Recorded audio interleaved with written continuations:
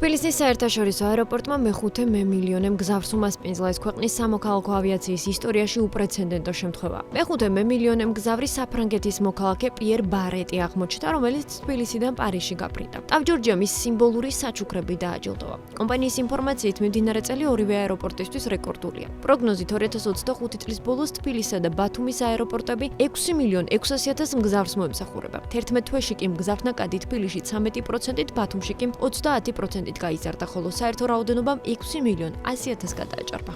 ძალიან სასიხარულო დღეა ჩვენთვის, თბილისის საერთაშორისო აეროპორტისთვის. დღეს ჩვენ გვყავს მეხუთე მემილიონე მგზავრი თბილისის აეროპორტში წლის განმავლობაში. რაღაც ციფრებიც ესე ვთქვათ სიმბოლურად დაემთხვა. როცა დავიწყეთ ოპერირება 2005 წელს, ჩვენ გვყავდა 540.000 მგზავრი.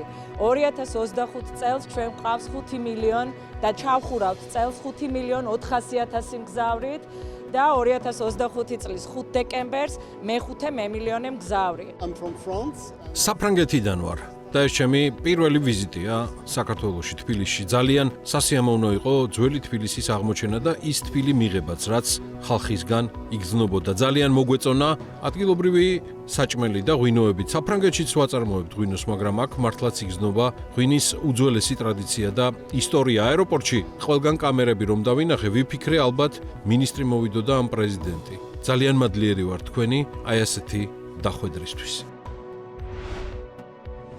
ტავ-ჯორჯიას ინვესტიციით თბილისის საერთაშორისო აეროპორტის აეროდრომზე 40%-ით გაფართოვდა ფრენების სახანძრო უზრუნველყოფის სამსახურის შენობა. განახლებული ნაგებობა 1000 მეტრ კვადრატ ფართობს მოიცავს და სახანძრო უსაფრთხოების სამსახურთან ერთად ამ ტერიტორიაზე განთავსებულია სამეთვალყურაო კოშკურა, საავარიო ოპერატიული ცენტრი, სასწავლო ცენტრი, საწყობი, ოფისები და სხვა.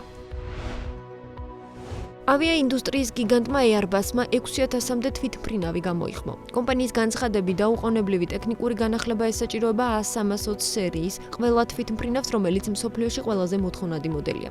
შეტყობინება 350-მდე ავიაოპერატორთან გაგზავნილია, რაც ამ შემთხვევას Airbus-ის 55 წლიან ისტორიაში ყველაზე მასშტაბურ გამოხმობად აქცევს. როგორც ცნობილია, განახლება პროგრამულ უზრუნველყოფას უკავშირდება, რომელიც A320-ის ბორტ კომპიუტერში უნდა აიტვირთოს. მართალია Airbus-ში ამჟამად კრიტიკულ რისკს ვერ ხედავენ, თუმცა კომპანია მოითხოვს, რომ განახლების ატვირთვამდე არც ერთი A320 არ გაფრინდეს. ცხადია, A320 სერიის გაჩერება მსოფლიოს მასშტაბით ფრენების შეფერხებას, გადამისამართებას და რეისების გადადებას გამოიწვევს, რადგან Airbus-ის თვითმფრინავის თითქმის ყველა წამყვანი ავიაკომპანია იყენებს.